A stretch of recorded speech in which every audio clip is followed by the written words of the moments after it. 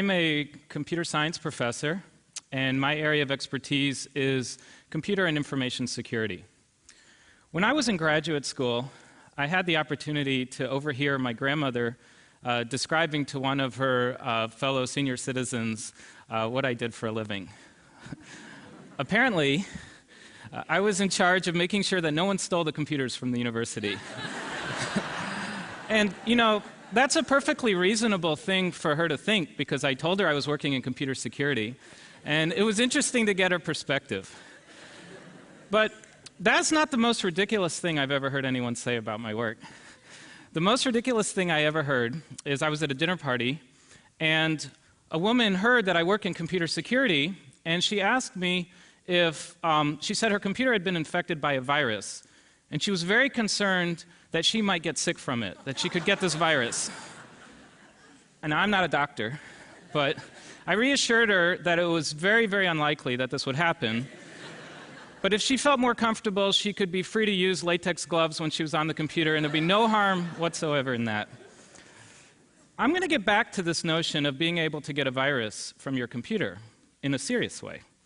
What I'm going to talk to you about today are some hacks, some real-world cyber attacks that people in my community, the academic research community, have performed, which I don't think most people know about, and I think they're very interesting and scary.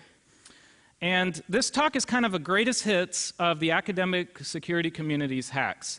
None of the work is my work, it's all work that my colleagues have done, and I actually asked them for their slides and incorporated them into this talk. So the first one I'm going to talk about are implanted medical devices. Now, medical devices have come a long way technologically. You can see in 1926, the first pacemaker was invented. In 1960, the first internal pacemaker was implanted, hopefully a little smaller than that one that you see there. And technology has continued to move forward. In 2006, we hit an important milestone from the perspective of computer security. And why do I say that? Because that's when implanted devices inside of people started to have networking capabilities. One thing that brings us close to home is we look at Dick Cheney's device. He had a device that pumped blood from an aorta to another part of the heart, and as you can see at the bottom there, it was controlled by a computer controller. And if you ever thought that software reliability was very important, get one of these inside of you. Now, what a research team did was they got their hands on what's called an ICD. This is a defibrillator, and this is a device that goes into a person to control their heart rhythm. And these have saved many lives. Well, in order to not have to open up the person every time you want to reprogram their device or do some diagnostics on it, they made the thing be able to communicate wirelessly. And what this research team did is they reverse engineered the wireless protocol, and they built the device you see pictured here with a little antenna that could talk the protocol to the device and thus control it.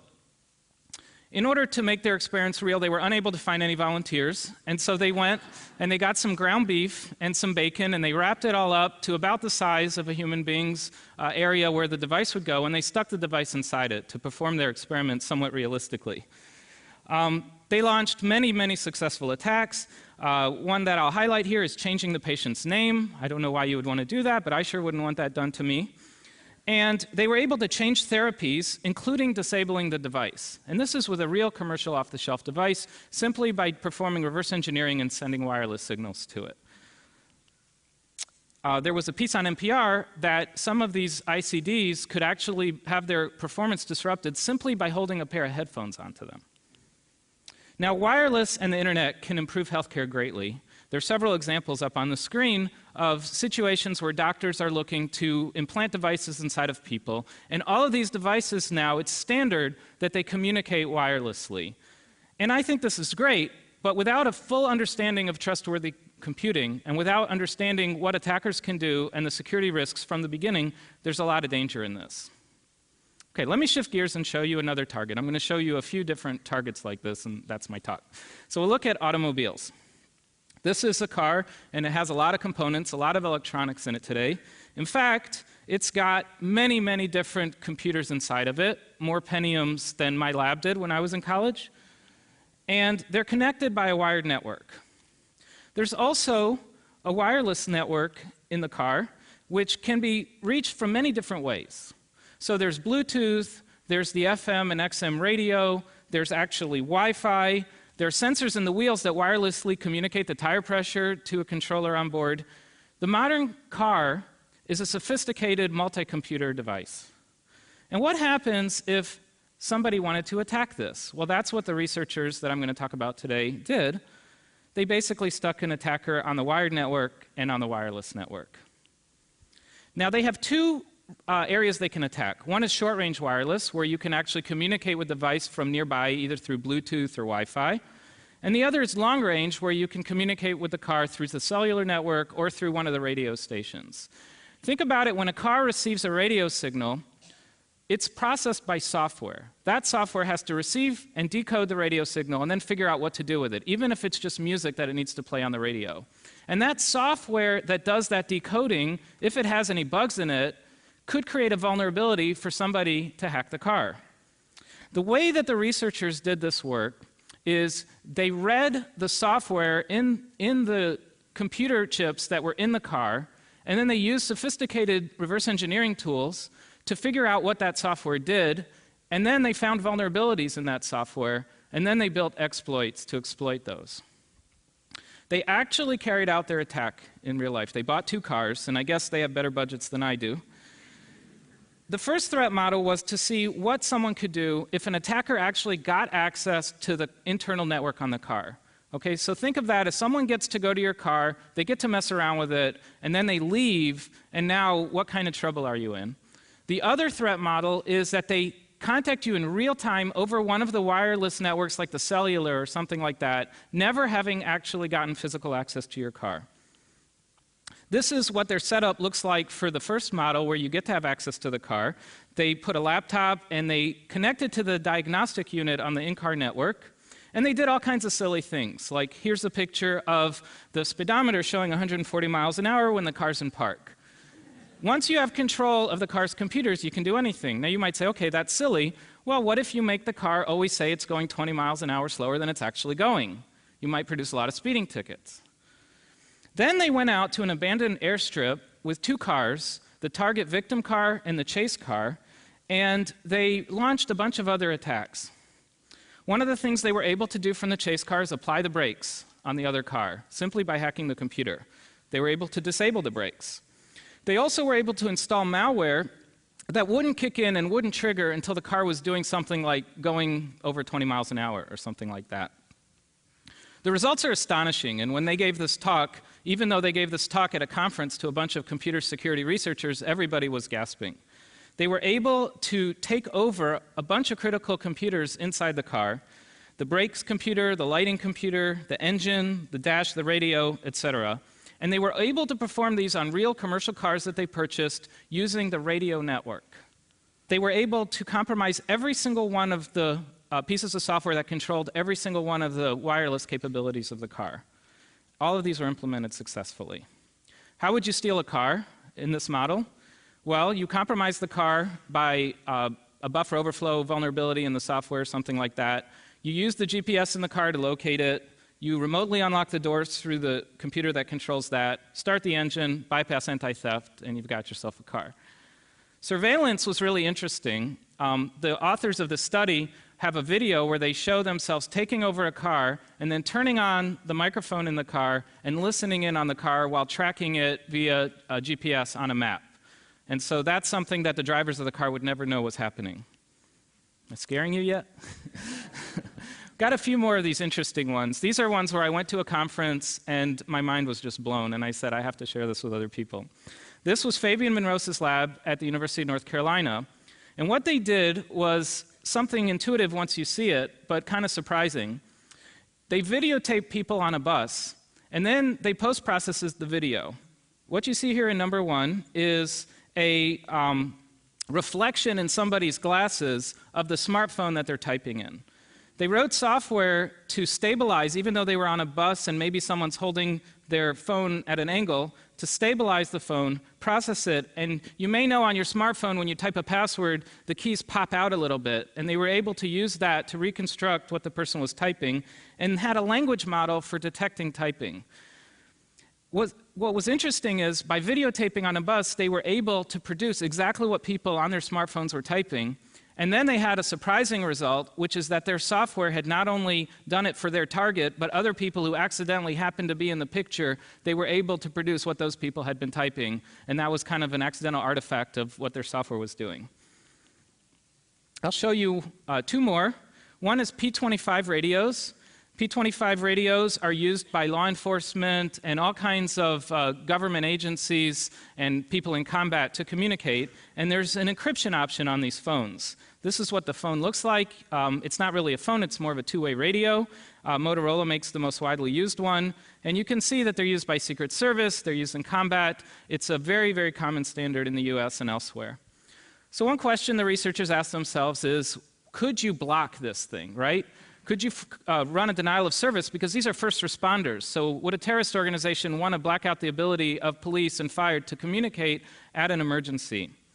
They found that there's this GirlTech device used for texting that happens to operate at the same exact frequency as the P25. And they built what they called My First Jammer. If you look closely at this device, it's got a switch for encryption or clear text. Let me advance the slide. And now I'll go back. You see the difference? This is plain text. This is encrypted.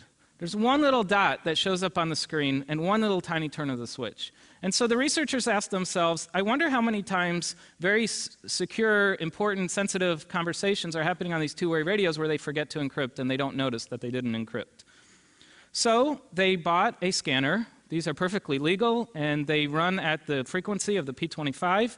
And what they did is they hopped around frequencies, and they wrote software to listen in. If they found encrypted communication, they stayed on that channel, and they wrote down that's a channel that these people communicate in, these law enforcement agencies. And they went to 20 metropolitan areas and listened in on conversations that were happening at those frequencies. They found that in every metropolitan area, they would capture over 20 minutes a day of clear text communication. And what kind of things were people talking about? Well, they found the names and information about confidential informants. They found information that was being recorded in wiretaps, a bunch of crimes that were being discussed, sensitive information. It was mostly law enforcement and criminal. They went and reported this to the law enforcement agencies after anonymizing it, and the vulnerability here is simply the user interface wasn't good enough. If you're talking about something really secure and sensitive, it should be really clear to you that this conversation is encrypted. That one's pretty easy to fix. The last one I thought was really, really cool, and I just had to show it to you. It's probably not something that you're going to lose sleep over, like the cars or the defibrillators, but it's stealing keystrokes. Now, we've all looked at smartphones upside down. Every security expert wants to hack a smartphone. And we tend to look at the USB port, the GPS for tracking, the camera, the microphone. But no one up till this point had looked at the accelerometer. The accelerometer is the thing that determines the vertical orientation of the smartphone. And so they had a simple setup. They put a smartphone next to a keyboard, and they had people type. And then their goal was to use the vibrations that were created by typing to measure the change in the accelerometer reading to determine what the person had been typing. Now, when they tried this on an iPhone 3GS, this is a graph of the perturbations that were created by the typing. And you can see that it's very difficult to tell when somebody was typing or what they were typing. But the iPhone 4 greatly improved the accelerometer. And so the same measurement produced this graph. Now, that gave you a lot of information while someone was typing. And what they did then is used advanced artificial intelligence techniques called machine learning to have a training phase. And so they got, most likely, grad students to type in a whole lot of things and to learn, to have the system use the machine learning tools that were available to learn what it is that the people were typing and to match that up with the measurements in the accelerometer. And then there's the attack phase where you get somebody to type something in, you don't know what it was, but you use your model that you created in the training phase to figure out what they were typing. They had pretty good success. This is an article from the USA Today. They typed in, the Illinois Supreme Court has ruled that Rahm Emanuel is eligible to run for mayor of Chicago, see I tied into the last talk, and ordered him to stay on the ballot. Now, the system is interesting because it produced Illinois Supreme, and then it wasn't sure. The model produced a bunch of options. And this is the beauty of some of the AI techniques, is that computers are good at some things, Humans are good at other things. Take the best of both. Let the human solve this one. Don't waste computer cycles. A human's not going to think it's the supreme might. It's the Supreme Court, right? And so together, we're able to reproduce typing simply by measuring the accelerometer. Why does this matter? Well, in the Android platform, for example, the developers have a manifest where every device on there, the microphone, et cetera, has to register if you're going to use it so that hackers can't take over it. But nobody controls the accelerometer. So what's the point? You can leave your iPhone next to someone's keyboard and just leave the room and then later recover what they did even without using the microphone. If someone is able to put malware on your iPhone, they could then maybe get the typing that you do whenever you put your iPhone next to your keyboard. There's several other notable attacks that unfortunately I don't have time to go into, but the one that I wanted to point out was a group from the University of Michigan which was able to take voting machines, the Sequoia AVC Edge DREs that were going to be used in New Jersey in the election that were left in a hallway, and put Pac-Man on it. So they ran the Pac-Man game. What does this all mean? Well, I think that society tends to adopt technology really quickly. I love the next coolest gadget. But it's very important, and these researchers are showing, that the developers of these things need to take security into account from the very beginning and need to realize that they may have a threat model, but the attackers may not be nice enough to limit themselves to that threat model. And so you need to think outside of the box. What we can do is be aware that devices can be compromised, and anything that has software in it is going to be vulnerable. It's going to have bugs. Thank you very much.